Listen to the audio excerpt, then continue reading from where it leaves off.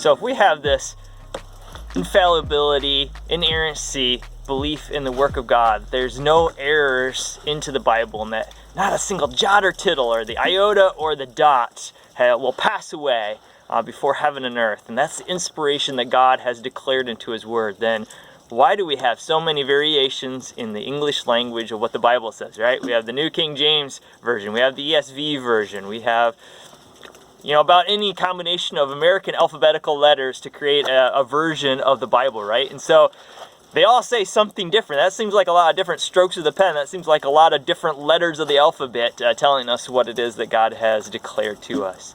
Well, an important thing to remember when it comes to the English versions of the Bible that we have is they are translations, all right? And that makes a big difference to how you word stuff. There's many different words you can use to translate a single word.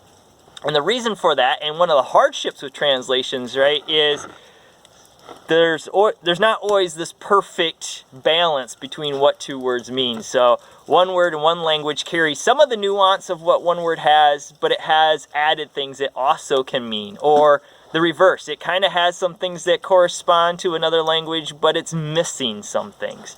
So that's why a lot of times if you use an interlinear Bible that shows you what the original language was, you'll find that there's a lot more English words that are being used to translate this one word in the original language. And they're just trying to bring out the best they can of what it is in English, how we could phrase that. And so there's many different choices to choose of words, and sometimes commentators just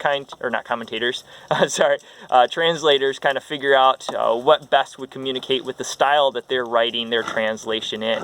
Are you going to say sofa, or are you going to say couch? Right? Obviously that's not mentioned in the Bible, but it's just synonyms, right? And translators are trying to find the best synonyms and trying to find phrases that will try to capture the original language the best they can. And some translations are writing to try to keep as accurate as possible to the old or the original language. So when it talks about your seed in reference to descendants, some translations say, I want to keep seed, because that idea of seed comes up other areas in the Bible, and if we translate it as descendants here, it's going to make no sense later on in the Bible when that passage is referenced about this idea of seed being singular, plural, things like that. Other translations are saying, no, we want to make this as easy as possible so people read it and they know exactly what they're reading. And so they're not so worried about keeping directly with the original language, but saying this is the intent of what they meant. And so it's going to translate this word as descendant. So when you read it, you're not confused about, wait, why are people having seeds? I thought that was a plant thing. You read it, oh, descendants. They're descendants coming after them. And so a lot of translations are written in a way based on the philosophy that's there. And so that's why we have many different translations, synonyms, philosophies, all that. But that doesn't equate to God's revelation, right? He's talking about the original writings. And that's why, and sometimes we'll specifically say we believe in the inerrancy and infallibility of the original autographs.